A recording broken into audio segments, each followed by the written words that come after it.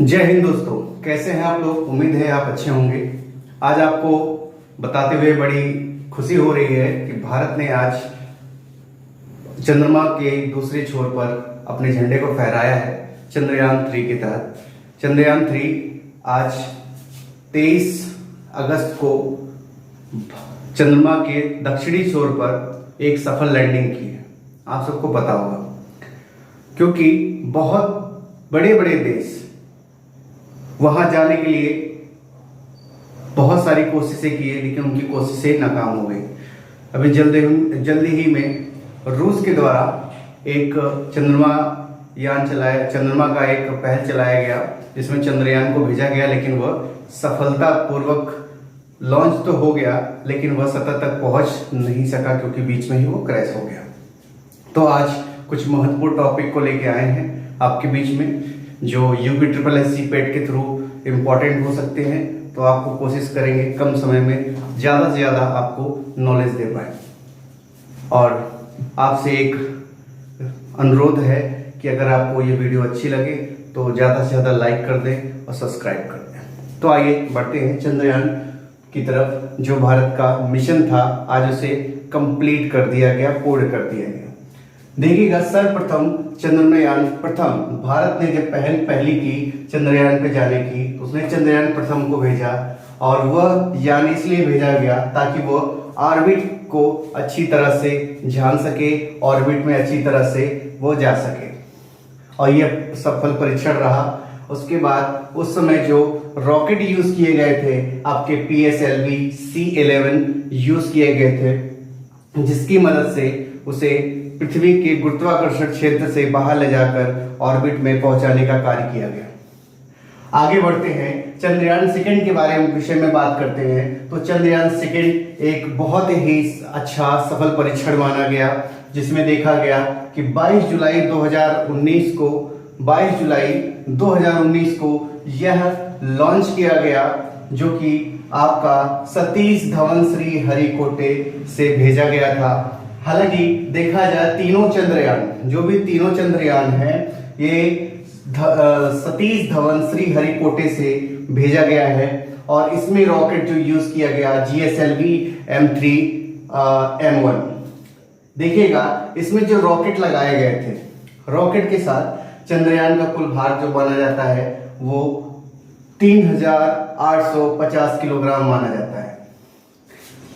आपको बता दें, यह भारत के द्वारा एक सफल परीक्षण माना गया। ये चंद्रमा के ऑर्बिट में भी पहुंचा, लेकिन चंद्रमा की परत से चंद्रमा की परत से 2 किलोमीटर की डिस्टेंस पे स्पीड ज्यादा हो जाने के कारण यह सतह पर नहीं उतर सका, जिसकी वजह से वह क्रैश हो गया, वह वहीं विस्फोट हो गया, टूट गया। आगे आपको बता दें, अब लेटेस्ट का जो है आपका चंद्रयान 3 मिशन जो है, चंद्रयान 3 को भेजा गया 14 जुलाई 2023। हाँ दोस्तों, आपको याद रखना है 14 जुलाई 2023। यह इंपॉर्टेंट क्वेश्चन बन सकता है कि चंद्रयान 3 को किस दिनांक में भेजा गया और कितने समय भी आपको याद रख लेना है। समय भी पूछने के चांसेस हो सकते हैं कि कितने समय भेजा गया। तो दोस्तों, आपको बता दें कि 2:35 पर आपको चंद्रयान को भेजा गया। अब देखिएगा, आपको ये बता दें, ऑर्बिट मिशन के दौरान जब चंद्रयान को भेजा गया, तो इसने चंद्रमा पर जल की उपलब्धता को बताया। चंद्रमा के सतह पर जल की उपलब्धता को बताया। यह बताया कि चंद्रमा पर जल के कुछ अंश पाए गए हैं। इसके बाद देखिएगा दोस्तों, चंद्रयान 3 14 जुलाई 2023 को भेजा गया, जो कि आज 23 अगस्त को सफल परीक्षण के दौरान चंद्रमा के दक्षिणी ध्रुव पर या दक्षिणी भाग पर वह सफल तरीके से उतरा। दोस्तों, ये भी ध्यान रखना है आपको, ये भी क्वेश्चन इंपॉर्टेंट हो सकते हैं UPSSC के थ्रू, क्योंकि देखिएगा, पूछ लेगा कि रॉकेट, किस रॉकेट का यूज किया गया, इसमें किस रॉकेट का यूज किया गया, तो आपको विशेष ध्यान देना है LVM-3M4। ये जो रॉकेट है इसकी सहायता से ही इसे चंद्रयान तक पहुंचाया गया। इसका वेट कुल जो है वो है 3900 किलोग्राम है। आपको ये बता दे, चंद्रयान सेकंड के अंतर्गत आप देखिएगा इसमें 3 मुख्य रूप से चीजों का यूज किया गया था, जिसमें ऑर्बिट मेन था, जिसकी वजह से कक्षा में अच्छे से, अभी आपको हम बताएंगे किस तरह से चंद्रमा को सफलता रूप से चंद्रमा के ऑर्बिट में पहुंचाया गया। तो ऑर्बिट लगाया गया था, उसके बाद लैंडर लगाया गया, थर्ड आपका जो था वो था आपका दोस्तों देखिएगा थोड़ा सा, जो थर्ड आपका था वो था रोवर बोला जाता है। इन 3 चीजों का मुख्य रूप से यूज किया गया, विशेष रूप से ध्यान दिया गया, क्योंकि ज्यादातर जो ऑर्बिट में मेन जो प्रोसेस होता है, ऑर्बिट में पहुंचना, वहां उतरना और रोवर के माध्यम से वहां को आप जांच पड़ताल कर सकते हैं। आगे देखिएगा, चंद्रयान 3 में सिर्फ ऑर्बिट को हटा दिया गया, क्योंकि सफल परीक्षण होने के बाद ऑर्बिट की इस चंद्रयान 3 में जरूरत नहीं पड़ी, इसलिए इसे 3 से हटा दिया गया। इसमें सिर्फ लैंडर और रोवर ही उपयोग में लाए गए। अब एक विशेष क्वेश्चन को थोड़ी सी जानकारी आपको अलग दे दे, इसमें आपको बता दे कि क्या क्या चीजें हैं जो कि चंद्रयान 3 के सतह पर उतरने से पहले या किन किन कठिनाइयों का सामना करना पड़ सकता था, उसके बारे में थोड़ा सा जानकारी लेंगे।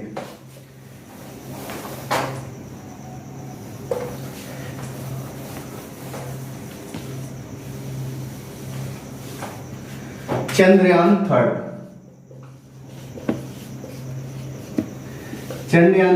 देखिएगा, पृथ्वी देखा जाए, चंद्रमा पृथ्वी के चारों ओर इसके ऑर्बिट में क्या करता है, गति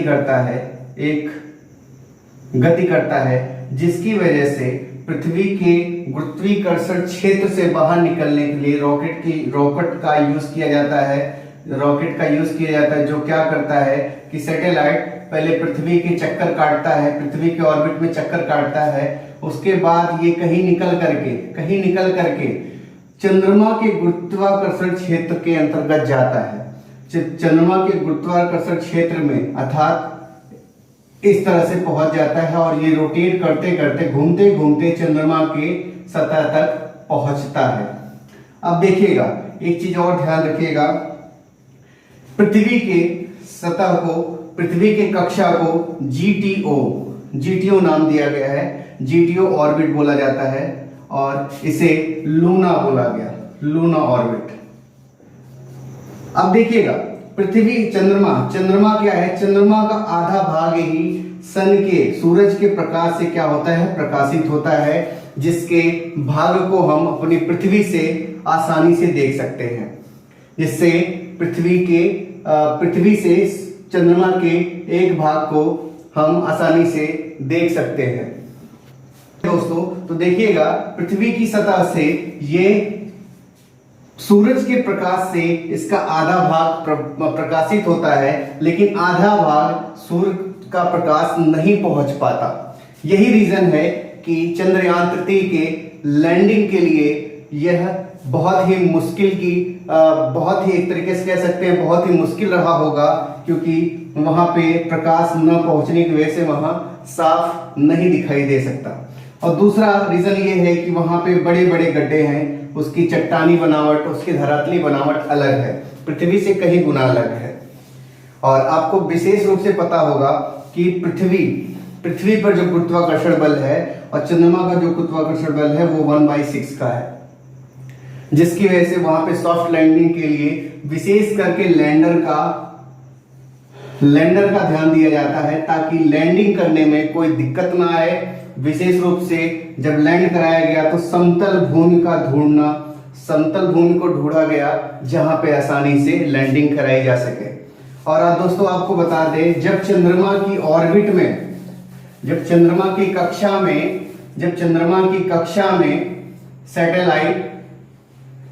सैटेलाइट नहीं बोलेंगे दोस्तों, उपग्रह बोल देंगे, या चंद्रयान 3 को भेजा गया। जब चंद्रयान 3 को भेजा गया, ये चंद्रयान है, चंद्रयान 3 को भेजा गया, तो आपको बता दें कि इसकी स्पीड जो देखी गई वो 1600 किलोमीटर पर सेकेंड की थी। 1600 मीटर पर सेकेंड की थी, जिसको क्या किया गया, धीरे धीरे कम किया गया, जिससे चंद्रमा की सतह पर आसानी से लैंडिंग कराई जा सके। दोस्तों आज का सेशन अगर आपको अच्छा लगा हो तो ज्यादा से ज्यादा लाइक करिए, सब्सक्राइब करिए और ढेर सारा प्यार दीजिए। धन्यवाद।